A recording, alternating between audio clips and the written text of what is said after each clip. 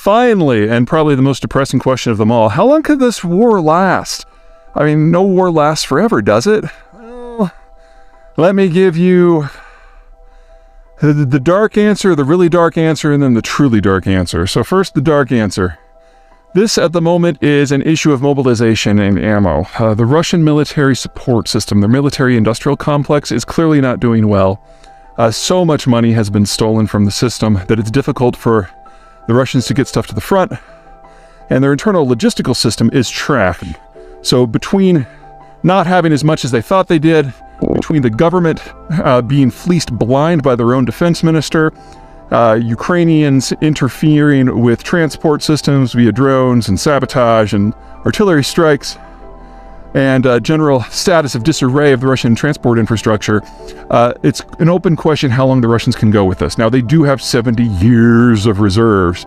And, you know, whenever we see a 1940s or 50s tank brought out, we're like, ha, ha, ha, look, they're pulling their old shit out. Well, a couple things there. Number one, they have shit to pull out. The Ukrainians don't. And second, we're seeing this old stuff come out because some of their newer stuff just takes longer to refurbish.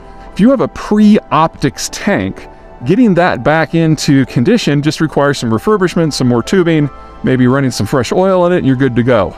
If you've got 1970s and 80s styles optics, you need to now replace those. And that means a much more expensive and lengthy overhaul. You may get a better tank out of it on the back end, but it does take more time and money. So they're bringing out their old stuff first. They still have several million more armored vehicles that they can throw into this. Now, it's a limited quantity, yes, but, you know, Ukraine is basically limited now to what it captures from the Russians and what the West sends, which brings us to the second point. How much durability is the logistical chain on the Western side? It's not as good as you think. When 1992 happened and the Cold War ended, pretty much every country in Europe started to slim down their defense budgets until we got to the point in 2022 when the defense ministry in Germany was actually appointed by a woman whose goal was to shut down the military completely. And that means that what they do have is either old or in need of refurbishment, or is from a very thin crust of stuff that has been purchased in the last 30 years. Well, most of that thin crust has already been committed either to the militaries of these forces themselves, because now the Russians are on the warpath, nobody wants to completely disarm, or the stuff has already gone into Ukraine. So you have to build new stuff if you want to send it. And the Ukrainians have to compete with all of these countries who now want to beef up their own military because, you know, the Russians are on the warpath. Now, in the case of the United States, there's a lot deeper tranche of things to pull from because we spent 20 years in the war on terror, which means we spent 20 years building out our military for a task it wasn't designed for, and we were upgrading our actual, quote, real military assets, you know, our jets and our tanks and everything at the same time. So the United States has a significant backlog of all of that stuff that we would have used to fight a war back in the 90s and the 80s. We don't use any of it anymore. We actually have to dispose of it. So from a weird point of view, the Ukrainians are doing us a budgetary solid by taking our old stuff off and disposing of it in the Russians' mouths. But even here, a limited supply. So we're trying to spin up artillery creation here. The Europeans are using some of their solidarity funds to buy ammo. But in all cases, you're talking about needing to triple or quadruple our current manufacturing facility for a lot of this equipment simply to keep with where we are right now. The process has been started, but it's expensive and it's time-consuming, and we're not going to see a real impact, especially on the European side, this calendar year. We're really talking about the second half of 2024 before the Western industrial complex really becomes a meaningful factor in terms of the supply of equipment. Ammo will come a little bit earlier. So that's the first kind of really dark side. The second, even darker side, is if you look at history, the Russian wars are very rarely quick. Everyone thinks of World War I and World War II, which only lasted a few years, as being how wars are fought.